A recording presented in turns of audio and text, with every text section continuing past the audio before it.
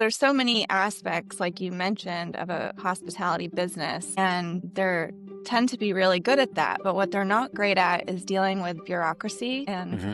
kind of the rules and outdated, archaic processes. Some of the things I read from ABC, I still have to like reformat it so I can understand it. And I do this all day. So I think just kind of taking this stressful, critical, but quite boring piece off of their plate helps them focus on starting their business or whatever it is that I'm helping them do, expand to patios or add partners, that they can Oh, just kind of get into the business without trying to navigate red tape. So welcome to the Velstrat podcast powered by Velocity Strategics. Today we're joined by Jemma Jarrell Lester from Proper Pour Company. How are we doing today, Jenna? amazing. Happy to be here. Thank you for joining us. So tell us a little bit about what you do out in California for Proper Pour. It's a job everyone has on their wish list. I'm a consultant for alcohol businesses. So basically, if you want to make money on alcohol in California and most states, you need a license. And in California, it's pretty complex. There's a 800-page ABC Act, and there's over 80 license types and with all different privileges and restrictions. So there's a little industry, a niche industry of licensing people that help businesses get open, get the right licenses, and stay compliant. So I stumbled into that 13 years ago, and I'm still here. Okay, and so can you tell us a little bit about your journey, how you ended up getting into something like this? Because I don't think most people know. They know about liquor licenses in general, but not so much the intricacies and the nuance of it all. Especially in a place like California, there's a lot of different laws compared to Nevada or Florida or New York. Every state has kind of its own issues, but California is another animal. 13 years ago, I randomly got a job with a friend of my roommate who was a paralegal with an alcohol beverage law firm. And I thought I'd be there, I don't know, a couple months, couple years. It wasn't my dream job. I studied fashion design and philosophy. I guess I didn't have a dream job because I'm not sure what either of those really lead to. But There's no such thing. I know. This has turned into my dream job somehow. Yeah, I just, over the years, kind of stuck with it, learned more and more about the licensing process itself. I discovered that I loved working with hospitality businesses, and that's kind of what's kept me going. It gets me up in the morning and learn the skills to get better at this weird job. So yeah, I was with my old company for 10 years, and then I decided to go all in and start my business in 2023. So that's when Proper Pour Co. came into the world. Okay, so fresh off of COVID, huh? Yes.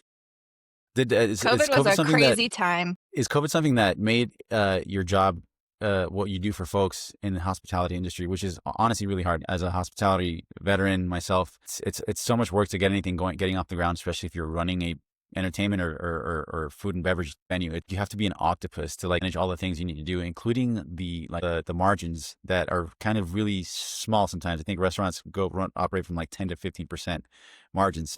How does what it is you do impact folks directly when they're kind of, let's say, kind of kicking off a brand new restaurant or a new company or concept, specifically in California, Well, let's say?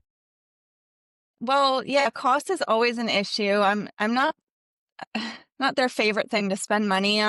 So, but it's so essential. You need a license if you want to sell alcohol, and Right. alcohol is the thing that keeps a lot of these businesses afloat. So, I've found that hospitality people are incredible, very creative, there's so many aspects, like you mentioned, of a hospitality business, and they tend to be really good at that. But what they're not great at is dealing with bureaucracy and kind of the rules and outdated, archaic processes. Some of the things I read from ABC, I still have to like reformat it so I can understand it. And I do this all day. So I think just kind of taking this stressful, critical, but quite boring piece off of their plate helps them focus on starting their business or whatever it is that I'm helping them do, expand to patios or add partners, that they can just kind of get into the business without trying to navigate red tape. Okay, so you're like a facilitator almost. You're like a point guard out there, just dishing out easy things like set it and forget it type things. Yeah, this doesn't land with everybody, but I've called myself sort of a wedding planner. Uh-huh. And yes, you could probably plan the wedding yourself, but you're going to have vendors interrupting you while you're walking down the Yep. aisle. That's You very, want very true. someone to keep the riffraff away from you so you can focus on what the day is supposed to be about or what your opening is about. And there's just so many things that you couldn't know if you didn't do this all the time, Right. which I don't think, I mean, I like that I have a job. I wish it was simpler and more straightforward for businesses to get open, but Right. it is what it is. So you're almost like, I mean, from what it sounds like, you're almost kind of like a lawyer that you see people hire to kind of get this license. There's a lot of like red tape that you have to kind of snip for them, so to speak, right? Yeah, I like that I'm not an attorney because I am a little bit more creative and a little more affordable than a lot of attorneys are. I'm a consultant, so I have a little more flexibility and, you know, billing and ethics and not that I'm unethical, but attorneys Of are course not. very strict there. So I could be more creative. Yeah. Well, from one thing that I learned from one of my mentors a long time ago is that you're going to pay with either time or money or a bad experience. So you gotta, that's whether you're learning something or you want to get something done as an event or opening up a business. If you're kind of just winging it, Yeah. it's not gonna turn out so well. I mean, unless you get lucky, but you gotta hire the pros to kind of like help execute whatever plans you might have in store. I think I think that's a good strategy. I learned that through experience. I learned that the hard way. Honestly, I wish I kind of learned that since I was a young man, but a much younger man coming out of like college and all that stuff. Like I would have been Yeah. much nicer to have learned that lesson without paying the price. But again, I ended up paying with time instead of paying with money, which is an expensive lesson in its own. Well, those are some of my favorite clients. You don't know what you don't know when you get into this process. I've had people come in and they just really don't see the value in paying somebody to get the license, especially because some of the licenses you can get directly from ABC. But usually I'll get them on the second round for their second location, and they're like, please don't make me do that again. So That's those funny. are kind of my favorite because they value the service. Those are the ones that are like the kind of the thing that kind of gives you a little bit of vindication when you're doing something for folks, to kind of like, yeah, they can kind of do it on their own, but I mean, good luck, buddy. It's really on them. Yeah, if that's how you wanna spend your time, that's great, but I've just found a lot of people have other things they wanna Yeah, do, and so I can. I think with what you're how you're helping folks, like especially opening up a business like restaurant, which is a monster. Like I've A opened up, monster. I don't know how many, well over 2 dozen restaurants in my career that I did, and all over like Miami, New York, LA, Vegas, the Bahamas, and it is kicks your butt, man. And you're never done. Your inbox is you're a slave to your inbox of things that you need to do or fires that you need to put out. So the more that anyone can take off a business owner's plate Yeah, is like a huge. It's a huge. You can make more money because it can cost money to pay someone like yourself to do what it is you do, but you can't make more time. Time is just yeah, everyone. We all have 24 hours in the day, and if you don't use those like wisely, especially when you're running out of time, you have investment that you have to kind of kick this business off. And if you don't, if you're stuck with some liquor license that you can't get and you can't sell liquor, yeah, you're dead in the water pretty much. yeah. It's critical. So, yeah, I think it's a good one to make sure you do it right the first time, but even if they come around the second time, I'm happy to help, It's so. all in the follow up. It's all in the follow up. That's for sure. It's something in the business. Okay. So you said you started off after COVID. So what are the biggest shifts or trends that you've seen in your industry since then? And how have those impacted your business or growth strategy? Well, COVID was kind of the reason I stayed in this industry. I was a little half in and half out before COVID, and dealing with the government is really challenging. I mean, sometimes dealing with hospitality is really challenging too. They're like such different types of people and can make you feel crazy. But I was so inspired by how hospitality businesses and my clients pivoted during COVID.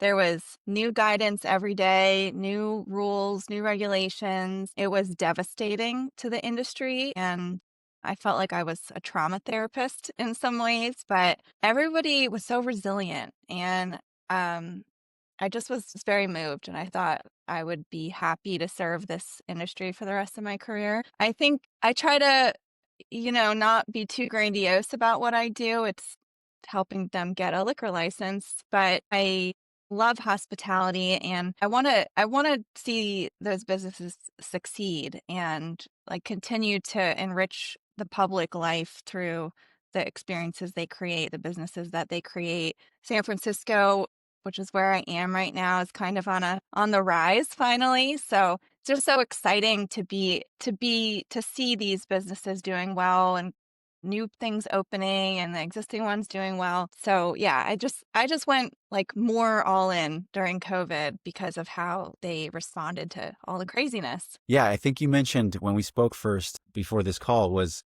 that I think it was something somewhere along the lines of like essential businesses and Yeah. how you realized how essential, well, we all realized really. I don't think anyone, Yes. we took it for granted. Yes. Like not being able to go sit down and have coffee with your friend outside or get dinner with your better half or your parents or your brothers and sisters in a restaurant to sit down and get served by somebody who knows what they're doing and give you that Yeah. experience. You know, pair a nice glass of wine with a dish or anything like that. Mm. Is I realized specifically because I was deep knee deep in the industry when it came to that sort of thing. But I realized how essential it really was because you to socialize. You know, Yeah. something that we've been doing since civilization became a thing. And Yeah. once it kind of like, the powers that be just decided that you have to be 6 feet away from somebody else, which made no sense, but we just had to abide because if you didn't, the city would come and Look shut in you a down. restaurant kitchen.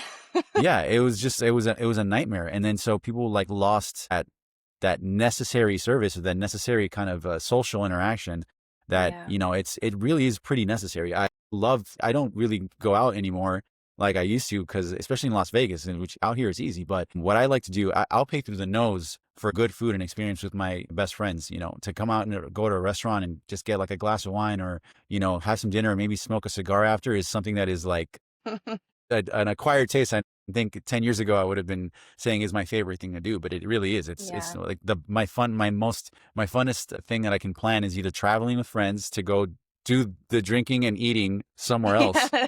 I know. But as long as it's with them and I can do that in a restaurant, that's really like one of my favorite things to do. And we got a hard lesson as to how important that is with COVID.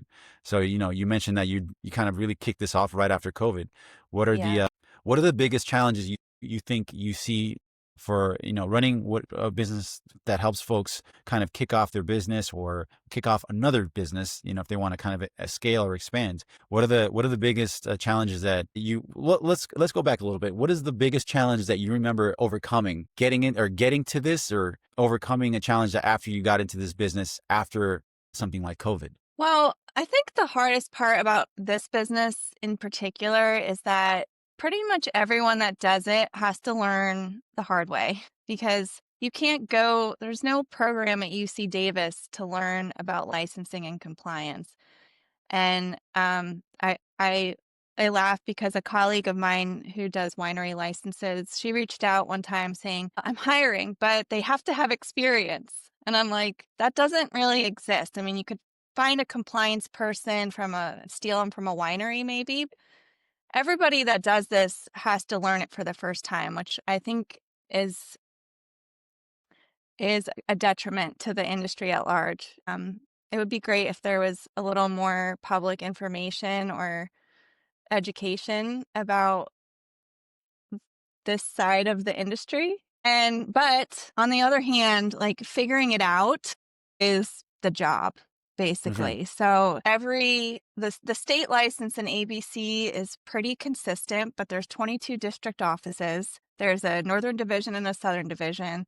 There's different people in charge in all of those offices, and there's a lot of turnover. So the biggest challenge is like figuring out what will the process be this time around. I also help new businesses with their planning department permits, which are more local. Those will be like the city planning department, the county planning department, sometimes police or board of supervisors or city council. And every one of those bodies has their own process, political climate, bad days, good days, and just kind of figuring out like, how do I approach this? Do I kill him with kindness here? Do I need to be a little more for doing this, whether you like it or not? It's kind of an art and a science getting through these application processes, and you need to have a lot of patience and ability to get back up and try something else and try again and not give up. But I think that's the key thing. There's often a path forward with these things. It's not the most fun journey, but Hmm. you got to stick with it. So what I'm hearing is that it's kind of like nuanced from it's a case by case kind of process when it is that you're kind of taking on any new clients. Is that right? Am I It is. close? It's like same, but different. It's Okay. everybody needs their state license. They need local planning approval. Sometimes you need the federal permit if you're making alcohol or you're Mm, distributing it.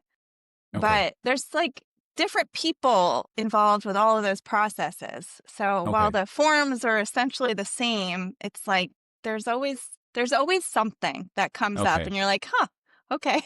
We're going to do that this time." So it's you're constantly learning a new process. It feels like when it Yeah. is okay. And is that something that you can like? Is that something that just there's no way around that, or is there something that you feel like it could be simplified somehow? I I don't know, to be honest, because it's what I've noticed in California is every time they try to improve something through regulation, there's unintended consequences. Hmm. So, I in some ways I like them trying to evolve. I heard one assembly member talk about a bill that would streamline all building department processes throughout the state. So basically, the towns, cities, counties wouldn't have as much autonomy in figuring out their own codes. Okay. I think that could be good, but I also think that would be a shit show. Like towns want to have a say in the fabric of their, retail, their zoning environment, and I I don't know, that I would be surprised if that came to pass. So it's like a lot of it depends. Like it can change if I'm understanding this. It can change, let's say, from like county to county, or anything. Like if a business is just not just only selling beer, but they're crafting beer, then you get a different license, like a federal Yes. and then a state, and different municipalities have different rules and regulations as you move along, Yes. and different kinds of businesses, right? Like along the spectrum. Is that more or less what you're kind of putting up Yes. with when you're kind of executing all the different licenses?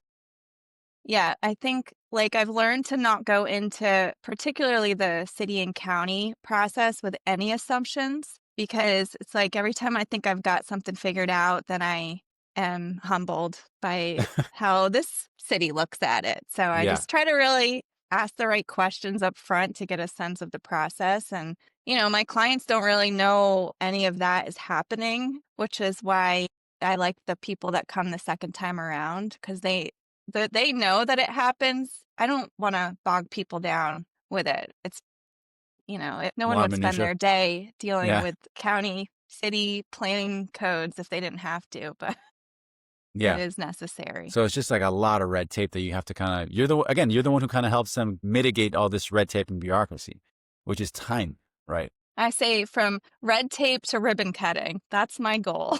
There you go. Well, that's like that's the huge like hurdle to kind of overcome, and especially if Yeah. you can hire somebody to kind of do that for you.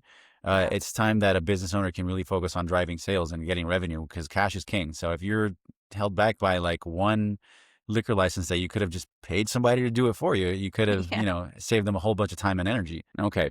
Well, so let's talk about proper pour. So when you started proper pour, you obviously wanted to help folks do the things that everything that we just discussed the last couple of minutes.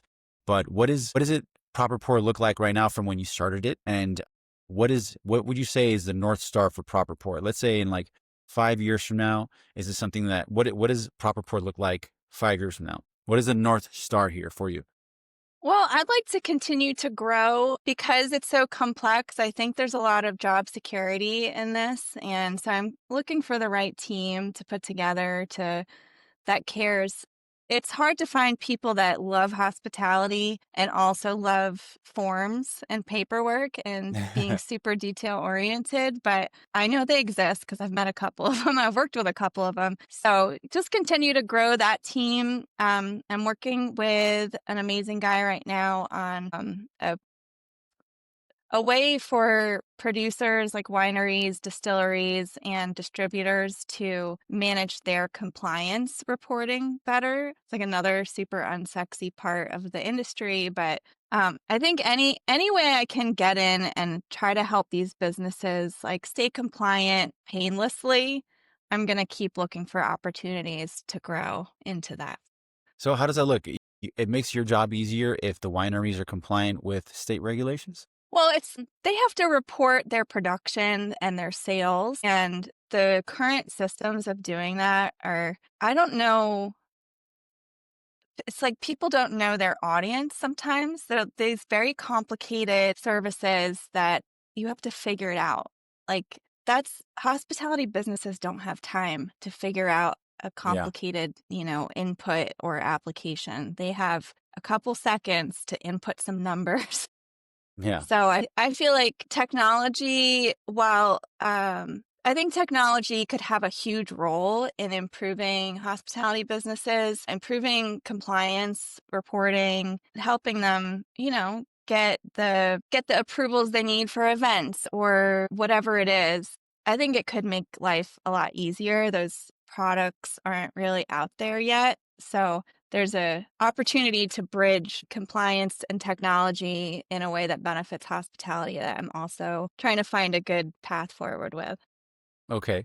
I see, that makes sense. So kind of just on both ends, kind of like a two-pronged attack, it would be something that would they kind of got to meet each other in the middle, right? As far as proper reporting and then facilitating the data input that any business owner would need to fill out correctly to avoid any sort of like snags. Is Yeah, that I more or mean, less? yeah, for tax purposes or Um, the tiers are pretty highly regulated, so manufacturers, distributors, and then retailers all have different reports that go to the state tax agencies and the federal tax agencies and the employment agency. There's alcohol is still highly regulated. That Yeah, definitely. requires a lot of data entry and good records and knowing what you're buying, what you're selling, what you're making, what you're throwing away, all of those things are can be a little chaotic because a lot of a lot of these businesses start because people love making wine or they love serving a wonderful meal. Hmm. It's not like it doesn't the business isn't designed around the reporting. It's like Right. an afterthought. Yeah, it's like a symptom of the business. So, is that something that would happen between, let's say, like a business, somebody opening up a business and a winery, or is that something that you kind of deal with directly? Is that something that is like a kind of like a thorn in your craw on a day-to-day basis? I don't deal with that so much. Like, it's interesting because I have worked with so many hospitality businesses, but I don't really have any idea how they actually work because the licensing piece and the successful business operations are not related, really. I mean, ABC doesn't care if you know how to run your business, they care Right. that you can pass background checks and are zoned properly. So there's, a lot of like separation in some ways between all of these areas and but from what I hear, like those things are very annoying to business owners. So I'm always interested in finding ways to make running the business less annoying to the business owners so that we can keep going to their amazing restaurants and Okay. wineries. And so as far as what it pertains to, let's say, proper pour, when I know that you mentioned that there's a lot of nuance and red tape that bureaucracy that goes on between, like, the business owner and, let's say, the municipality or the state or the city. But for proper pour itself, like, you're the head woman in charge of proper pour co. So what is like something that you would say, whether it's like finding new clients or when it Mm, comes to facilitating, explaining why your service would be a huge boon to their, at least their, like, helping their daily process of like kind of taking things off their plate. How do you transfer your certainty from yourself that that what you do works, it can definitely help them, to the business owner that is, thinking of it, whether doing it on their own or hiring somebody like like yourself and with proper pour cove. hardcore. Relationships are literally everything. I get most of my clients through referrals. So, maintaining trust of my referral partners and trying to take care of my current clients so that they'll say good things because hospitality businesses are solicited to, like probably like 3 times as much as anybody else. Right. So you can't really cold call a restaurant owner. Mhm. I've That's had true. very little success with that, but Yeah. if they come to me through certain attorneys or certain of their, restaurant buddies, there isn't that much I have to do to sell them on it aside Right. from be responsive. I really try to set reasonable, realistic expectations with them up front about Right. how long it's going to take because everyone's like, it's 30 days, right? No, it's not 30 Mhm. days. And I don't really like dealing with disappointment later. I'd Right. rather try to hedge that up front. So, cost and timeline are what I try to be as accurate about as possible. And the more those things turn out the way I said they would, that helps build trust. So, trust relationships, like that's number one in my business for sure. So credibility and warm networking is kind of like a huge Yes. chunk of your pipeline, right? Of your customer Yes. pipeline. That is the whole pipeline, really. I mean, And what does it cost for, let's say, if I'm opening up a restaurant in California or in your city in San Francisco, which is expensive. And by the way, I've been in San Francisco a couple times, and the nickname that it's like the food capital of the West stands true. The food out there is pretty amazing. Like the bar scene big. and the restaurant scene is actually pretty good. I hope that I was able to visit one of the ones that you might have helped Yeah, open out there. it's amazing. I mean, California in general, I say people come here for the natural beauty and the hospitality because it's expensive and we have a Yeah. lot of problems, but we have incredible restaurants, bars, wine, all that. The scene was really fun when I was out there. I love to hear that. I mean, yeah, Yeah. it's There's there's food a from couple everywhere, like things. the different Yes. kinds of food profiles that were out there that I was able to visit because I had like a local kind of showing me around. It was really nice. Like Uh, having a local show you around to like the really interesting places out there, which is so many. There's not enough time, to like kind of hit them all. no, But there isn't. somebody I who's been live living there here can and show there's you. not Yeah, enough somebody can time. show you there. And like show you like their favorite part. Like when I go to a restaurant, I'll ask the servers, "What's your favorite? Like, what do I have to try here? What is Yes. the best dish? What would you recommend?" And if it's as long as it's along the lines of something that I was looking at already, hopefully, then you end up having like the best experience. And that's kind of what I had when I was out in Frisco. Last week, a friend and I went to a Korean spa and we got these like incredible scrubs and massages. And then we walked across the street in Japantown and had an 8-course omakase meal. Yes, It's like San Francisco, you can literally have peak cultural experience with just about any, it's a type little of melting pot. cuisine. Yeah, but it's like you can find very authentic things and Yeah, like high definitely. end versions of them or super hole in the wall versions of them. So the diversity, like I've helped people from countries I didn't even know existed. When I ask their personal affidavit questions, where were you born? I'm like, I'm gonna have to Google that. I didn't know that was a That's funny. but it's just you attract such interesting, diverse people in this industry. So yeah, I love that about it. Very cool. Let's say, what would you say? Okay, I think I didn't ask this the best way possible, but if in 5 years, where's proper core exactly? Like dream scenario, where is proper core? Well, my dream scenario is helping to simplify the legislation related to hospitality in the state. Because part of the problem now is, like I mentioned, every time they try to fix something through new legislation, there's unintended consequences. So I end up spending a lot of time just, I guess, educating people about how it is. Like, there is this special type of license, but you can only get it in this census tract, and it's only this time of year. People come in and like, well, I want that one. Well, let me spend 15 minutes telling you why that's not possible. Right. But so you spend a lot of time, it's just complicated. It's like So so it's like much a little time monotony spent to it. There's you explain the same thing over and over. over and over, but it's always like a little different. It needs to be less complex, I think. Okay. So that's my little dream goal is working with the state legislature to simplify some of the laws, Oh my God, especially like, asking a state legislature to move quickly is like asking like the sky, like the sun to like rise in the west and set in the east. There's some really good ones in California, but I think like part of the problem is hospitality businesses in general are so busy that they don't have time to organize. And I was talking like there's a California Restaurant Association, which should have a lot of voices. There's I think I don't know. There's like thousands and thousands and thousands of these kind of businesses in the state. We should have a pretty robust like industry that is able to put pressure on our politicians, but they're so damn busy that they Yeah. don't. So laws get passed without really ever hearing from this industry. So they're like dealing with employment rules that don't really work, like break times in the middle of busy shifts or Yeah, it's not a thing. If you just take your break as things. soon as you get there or at the end of the shift, it's not a And thing.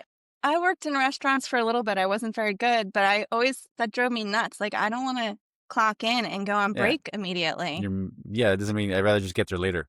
It I'd doesn't make rather any sense. get there 30 minutes The later. breaks doesn't work in hospitality because the shifts No. are when people are available to come eat or drink, and you can't just take a break when they're there. The whole point of you being there is that they're there so you can serve them, and you can't take a break.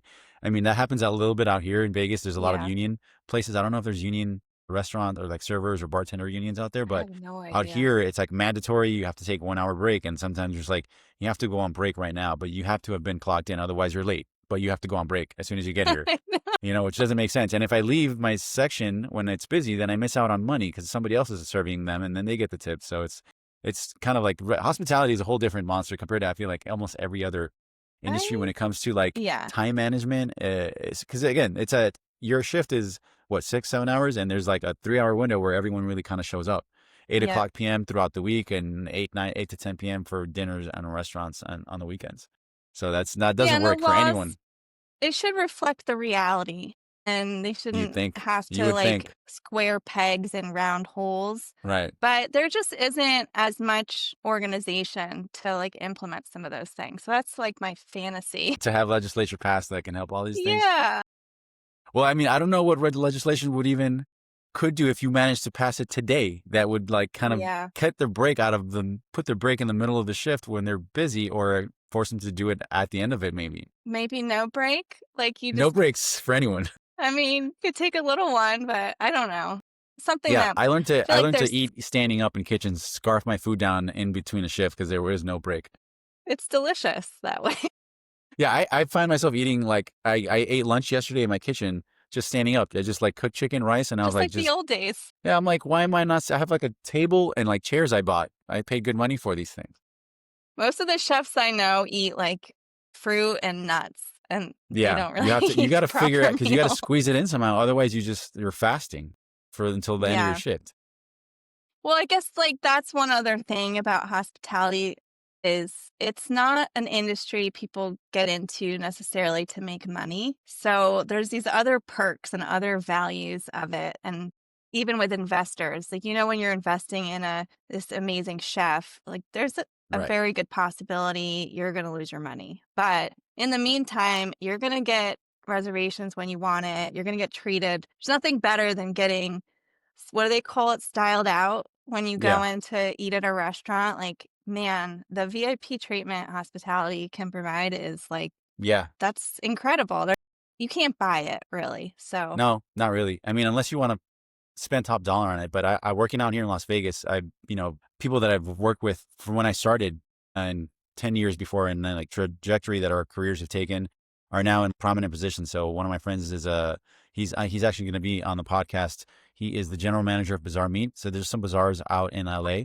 I'm So you're going to familiar with the New the York one on Oh my Saturday. God, you are gonna have Jose Andres is I think Yeah. my favorite chef in the world. Yeah. He's He's not only is he amazing. a humanitarian and philanthropist, but the guy he's just he was made to be a chef. Like he's just excellent at what he does. Yeah. Every kitchen I've been to, I took my mom out to her first fine dining experience in Miami at Bazaar, and she was like, "Oh, now I know why you're a server." I'm like, "Yeah, this is pretty amazing." Like she's Yeah. talking about the experience, like paired wine with every dish. It was like a Yes. 5 course meal, Yeah. and she understood what the whole fine dining thing is, why I got into it, because it's like lucrative, and then it's also like Yeah. very cool to kind of be able to give people those experiences. But as far as like Bazaar, right, you're gonna go to New York, you're gonna have, and it might be one of the better meals you've had, and I know you had some good ones.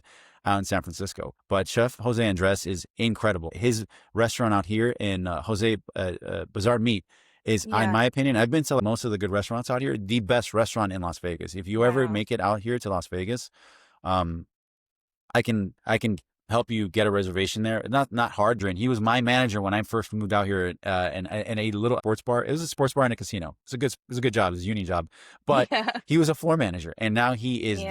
he is the manager of the best restaurant in the entire city of Las Vegas. I Wow. bet my next 3 months of salary, no problem. I can go up against any other restaurant. It is the best. So you're in for a good Oh, I'm treat so when you go excited. out there. That's so random. Absolutely. You are Wow. absolutely in it for an amazing We're treat. in I the could not flow. recommend a better restaurant in New York. I have not seen the one in New York. I'm not sure. So is that just called Bazaar out in New York? Call Bizarre Meats. I'll report Bazaar Meat. back. Okay, that's the one you want to go to. So just Yeah. think Spanish tapas, but steakhouse.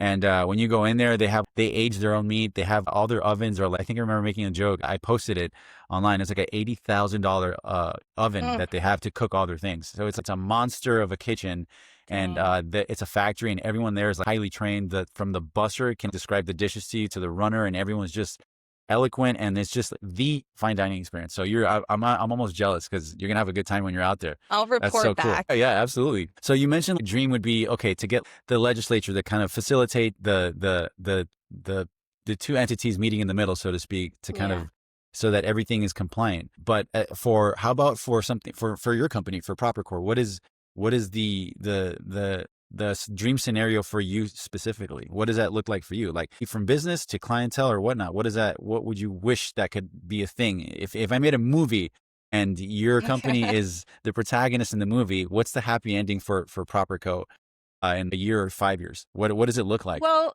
my whole business has been a response to observing the needs of the industry. Like, I'm pretty agnostic about how I get there, but I'd like to continue to grow. I'd like to be the best, most busiest, Efficient? licensing firm in the state. I would love to expand beyond California. California is kind of its own country, so there's plenty of work Yeah. here. You're like, Yeah, it's wild. But yeah, I think this is a great job. I mean, it's challenging.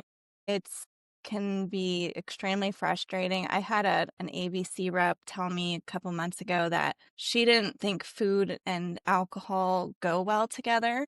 And she was putting these conditions on a license. And I was just like, I don't even what? know what to say. Wait, she works for ABC? She works for ABC and How does she she come up? doesn't think food and alcohol really That's belong like together. a doctor thinking that eating healthy and exercising is not a good thing for the human body.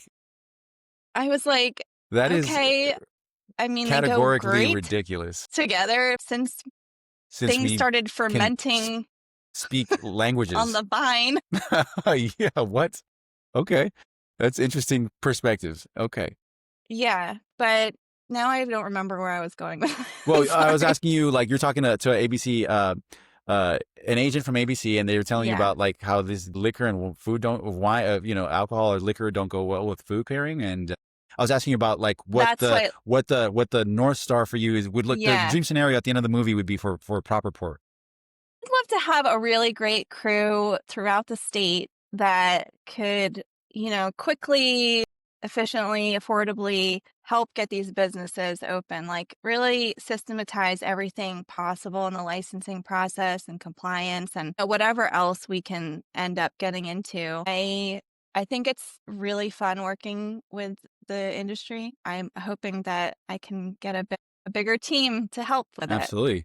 And right now it's just, is it a one woman show at proper port? I actually have 2 people working with me right now, so it's relatively new. I've kind of been a one-woman operation my whole career, delegating, and I like things the way I like them, but Of course. I'm coming to the point where that's not, like, serving me or my business anymore, so I've started to get some help, and So scaling, right? Scaling is you can't scale by yourself. no, you can't, and you can't Can't really, scale like, by have yourself. a good personal life because if I always have to respond to business things, it's like Yep. hard to enjoy a week in New Yeah. York. Yeah, you have, yeah, again, it's something that I think a lot of couples, whether they're just like in a, initial stages, or married couples that have one spouse is, maybe whether they're the breadwinner or what for whatever reason their time is completely taken up, the marriage ends up Yeah. taking a hit, which is not the It's point. hard. The whole Yeah. point is, like you have somebody that is a highlight of your day, it's to kind of be able to spend your time with them. And like all the spoils of your hard work is, Yes. balance, I guess is what I'm trying to get at here. But, if Yes. there's no point, like, so the three main things my mentor taught me, and I'll give you a quick little quiz here. So, and everyone gets this Okay. wrong. I did too. And when everyone hears what the most important things are, it also makes sense. And it's to piggyback on what you just said, the time to be able to spend with the people you care about.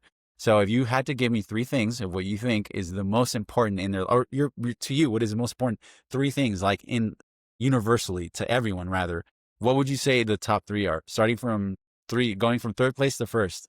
Gosh. How would you rank them? And don't worry, you're going to get it wrong. But this is interesting. It's always an interesting exercise because somebody kind of, it's something that we already know, but you don't think about it that way because of perspective. So please give me your just rat-a-tat, what you think the Okay. top three would be. I think the third most important is like engaging in, work that you love. Okay. The second most important thing is your health. And the first most important thing is relationships. Okay. So you were close. You were actually close. Okay. And again, this is when my mentor told me this, it hit me, and it was very true. So number one, stop from top to bottom, and it has to be in this order because, and you'll hear, it'll make sense. But number one is your health, which you touched on. If the number one wish that any person on their deathbed has is to be healthy again, you know, Yeah. that's without your health, you can do nothing else for you to help yourself or your family or your loved ones. After your health, number two is freedom. Because if you are Mm, not free, now I'm not talking about being in jail or prison, which obviously is like the biggest one, but if freedom from your work, freedom from like being tied down by funds or lack thereof, or freedom from, whatever, we put ourselves in these little cages sometimes. So yeah. just in a general term, I but don't know like what you're again, freedom, talking about. but let's say free to prison is a great one just because obviously if you're in prison, you're healthy, but you're in prison, can't really do anything or help others. And then number three is time, which is what we were Mm, harping on with what you do for folks, that they buy time by hiring people like yourself. So you have yeah. to be healthy, free, and have time to I kind love of that. after that, then everything kind of falls into place. You can be free to chase your passion and make money and not feel like you're working. Does that make sense what I'm saying? I love it. Yeah, that That's gave me when he told chills. me that, I was like, man, this is why I paid him for that. Like I was well worth the money that I Worth paid my every mentor for. penny. Yeah. 100%. I would not be where I am without him. I employed him. I paid him during COVID because I lost my job and Mm, I didn't know what I was going to do. And I lost my identity. I went through depression. I was like, I'm going to read books about and how, like, figure out how to get better for myself and go to the gym. And now the conversation I'm having with you, I wouldn't be able to have it if it wasn't for him kind of like, instilling these a new way of perceiving life. yeah. You can help people if they can buy time, which is, you can buy time. You can't make more time, but you can buy it, which is, for example, if I'm starting a restaurant, I can call Jemma and be like, I need more time. I'm going to buy it by hiring you because you're going to help me get this license for my business. And Yeah. that's essentially it. That's kind of the sell. If I can ever help you kind of like translate that certainty to another person, I'd be more than happy to, just because people don't realize that and they end up paying with money or time. And if you pay with money, you kind of buy that time and you can focus on more important things because you shouldn't be wasting. I know what it is that it takes to run a restaurant and hospitality and like a bar, or train folks or be in charge of folks that are, operating your restaurant or whatever. And it is, man, it's staggering, like how much It's work, and staggering. for all the Yes. work that you do, there's so many, the more moving parts, the more things can go wrong. So your Yep. margins of error are smaller, and you have a deadline and you have investors and the bank needs to get paid back and all this stuff. So, if you can take stuff off your plate and pay a small portion, pay someone like a fraction. How long does it take? You said it takes 30 days, more than 30 days, 30 to 60 days, right? To get a license. It's 3 to 6 months. 3 to 6 months to Yeah. start. Okay. So how much time would somebody Mm. spend without having somebody like yourself doing it on their own and like figuring it out to kind of get this license to go through the first time successfully? I've heard from people who reached out to me, thought I was too expensive. A year and a half later, they're like, we're not done yet. Can you help us Now we have a new ABC rep assigned to our file, and they're asking these weird questions. So some people can make it happen, there's success stories for sure, but I've heard some horror stories too where I'm like, Yeah. wow, you've been hacking at this yourself for 2 years. That's That's nuts. crazy. Trying to get a license and you can't open for 2 years? Meanwhile, you're paying the whole time for, like, You're everything. You're paying for paying the business, for the space, for the staff. Yeah, oh like my god. it's No, yeah. thank you. And so how much do you shorten it? How quickly can you execute, let's say, for a new restaurant that's kind of getting off the ground, so to speak, and trying to get some lift under their wings? When you step in, how quickly do you expedite the situation? There's no formal expediting option, but what I do is like eliminate all the unnecessary delays. So I know all of the things that are needed so that ABC can take an app and process it the first time. A I lot of see. people end up having to go back. I forgot to get this notice recorded. Sounds like it's like one little sentence. How hard could that be? Some that can sometimes take people weeks to figure out how to get the notice properly recorded by the county recorder. There's like Yeah, all these I guess government that's what I things. was trying to get at. So not so much expediting, but eliminating unnecessary errors, Yes. self-inflicted errors. That's what you do. Yes. I would say like that's a form of I like I pay for convenience, like when I go to like Yes. Disney or Universal, like I pay for the pass to like not wait in line. Just so it's that's kind of like what you do. You, if not necessarily not the best phrase, expedition, but expediting, but errors kind Yes. of really can bog people down. And when it comes to this red tape with municipalities or state or federal, is like snail's pace. These folks don't really have any sense of urgency, or just move slowly in general. It's like a big animal that takes forever to move around. They also get some crazy things from people who try to do it themselves. So I give a little credit to the staff because I remember one guy, he didn't want to pay my fee. So I was like, well, you're experienced. Why don't you just prepare the application and I'll review it before you turn it in? And he came to me with half of the forms missing, nothing filled out. I'm like, okay, I'm sorry, you have to pay my fee. You can't submit this. This isn't anything that would be processed. So I know ABC spends a lot of time helping people. Yeah. So it's kind of like you're saying that what folks, when they try to do it themselves, they end up submitting some like silly It's a things that they don't hot know because they mess. don't know what they're doing, right? Like they don't know how to fill Yeah. out the You don't data know or what it whatnot. looks like. I can look at an application and tell you, it goes in a certain order and you need Right. these things with it and make sure these signatures are signed and notarized. I'm guessing it can be kind of intricate when it comes to, filling out an extensive form. I'm guessing it's many pages of for a It's license. over a dozen pages and some of the info is, hard to get, like neighborhood radius maps and Right. zoning Yikes. designation and it's this simple question on a form, but where you get it and how you get it is that's like the whole thing of what I do. So So kind of from start to just finish, what would you say how long it takes from you, like average? So like a restaurant calls you today and says, "Hey Gemma, we are trying to get this license for this kind of restaurant and this zoning, what have you." How long does it take you normally? Because and I'm sure you're going as fast as the state or government allows, but how long does that normally take for a standard project? it's usually like the fastest license I ever got issued was 2.5 months. 3 months is good. To be totally honest, like even the people that come to me and are like, we need this ASAP, they usually end up delaying things because I request, additional info. I need, I don't know, whatever ABC comes up with, their questions. Like, I need this. And they'll be like, oh, we don't have our health department approval yet or something. Like, So usually coding, all the different layers have to like land perfectly there's in a layers on specific order. layers. So usually, you know, I think more things would be done in 3 months, but there's always delays on the client side as construction. They thought they would be built out and they're just waiting on this oven from Italy or Right. whatever it is. Like there's always delays. I see. Okay.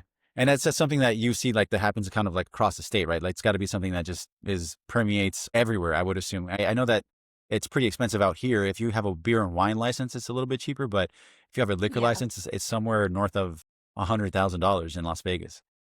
Yeah, SF they're 100. Napa they're more expensive. Placer County, it's county based in California for the licenses that you buy on the secondary market. That's another thing. How much does it cost to do this? Well, where are you? What are you trying to do? Do you have to get a conditional use permit? There's all these like qualifiers before Right. I could estimate the total cost of the licensing of a project. Right. So you can save them. So going off of like the amount of time that you save them is kind of how you price out what your services look like. I usually do a flat fee, so I have a little range for that depending on how complex their ownership is. Getting one guy to sign a bunch of documents versus 10 layers of entities with, you know, the president is in Czech Republic or like there's people all over. You need to get signatures and notarizations and fingerprints like that. Just getting the app prepared can sometimes be the most complicated part of it. So the contractually it can be kind of like a difficult road to kind of like It's like execute the contract. there's always some complicating factor with any deal, whether it's a difficult seller or really complicated ownership structure or the city is insane or um construction is super delayed or so always something. Like I think it's really helpful to have a partner in it because it's also very stressful. And Yeah. I mean, I really felt this over COVID, like having me on their side. I'm like, I'm your advocate. I'm here for you to succeed. It's just like calming. You're like, all Yeah. right, I don't have to do this by myself. I don't have to go at it alone. I've got someone who's going to help me navigate it and a buffer too, because I've seen a lot of people like that want to do this themselves. They go directly to ABC and they say something, and then now you're on ABC's radar Yeah. because you told ABC that there was an ownership change that wasn't reported. Oh, So you should yikes. talk to me first so I Yeah. can avoid. Again, let the pros handle it. That's like I think the number one thing that people think they're Yes. going to save money on, and they end up paying way more with time and then also money because you're going to either not figure it out and pay someone like yourself or take longer to figure it out and do it on their own. That Totally. again, in restaurants, it takes 3 months, 6 months to maybe get a license, and you're building Start it out, and you're early. kind of Yeah. yeah, man, like just pay the professional to kind of handle it for you. Kind of defend yourself in court if God forbid you need to do something like that. Like not hiring a Not lawyer, gonna use good luck. that. I guess I don't. You're gonna use Chat Yeah. GPT. That's not how this works. It's not a good idea. I've never thought that's a good idea. I watch cop shows. I know how the law works. I watch a lot of SVU. I watch a lot of SVU. A lot of Dick Wolf executive producer credits have ran through my It's TV. the best. Yeah.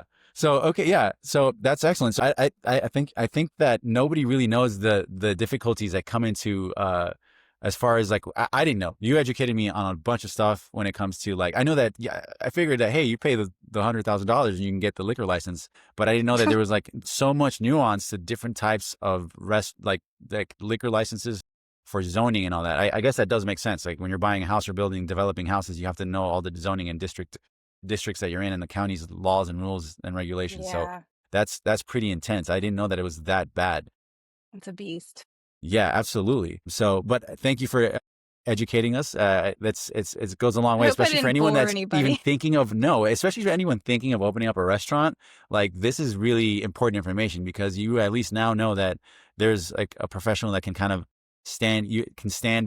show up for you and kind of get through that crazy red tape. That's one of the most frustrating parts when it comes to like businesses, when whether it's nightlife or a food and beverage kind of a venue, there's so many things that fall into that. Like the fire marshal has to know what's going on and how many people are coming in out of your venue. And the health department comes in and kicks the door in and they're just like, all right, it's a drill time and we got to check all your stuff in the kitchen and check all the bars, like all these little things that fall into place. People don't understand when they go to a restaurant and it's like a great experience and the food was amazing and the service was good, all the things that have to happen in line in conga line before that, before the server can come and give you a good experience, or the chef can give you a great dish, or the bar can pump out like amazing drinks, or the sommelier can come and give you a great glass of wine. People just think that, hey, let's open up a kitchen and we'll have a good chef and everything will kind of take care of itself. But they don't really understand. Like you don't see this on like what is it? No reservations with Bourdain. Like Mhm. all the bureaucracy that it comes No. with opening up a restaurant, and this is more for the restaurant owners or future restaurant owners or people that are, I've talked to a lot of chefs that own their own kitchen. And like, I don't think people understand how much work gets done in the front end before the doors Yeah. finally swing open for business. So true. It's kind of a miracle anything gets open, but that's the beauty of hospitality. It's like a lot of people that are just very gritty. They'll get there. Yeah, that's something that I learned too. That as far as like opening up, I mean, any business, like yourself, you opened up your own business, but hospitality, like I think restaurants are like, if you're an investor, is like a terrible investment because there's so many things that can go wrong. Yeah. And I think it's like 80% of them fail, which is a staggering number. You really have to be a big believer, and dedication is number one. But again, doing things right is like, again, hiring someone like yourself to kind of get, if I don't have my liquor license, I might as well just shutter my doors now. Cause there's no, I Yeah. can't, like my food cost is not going to cover anything. You're You done. barely break even with food sometimes. I think dessert is like the highest like profit, but again, dessert's not that expensive. So really what kind of ends up paying all the bills is liquor and wine. That's really if you have your margins correct on each one of those respectively, you can really kind of take care of everything else. But if you don't have the liquor license, like I don't know what you're doing unless you're like a vegan shop of some kind or something like that, that just doesn't, that serves like kale juice all day long. I don't know.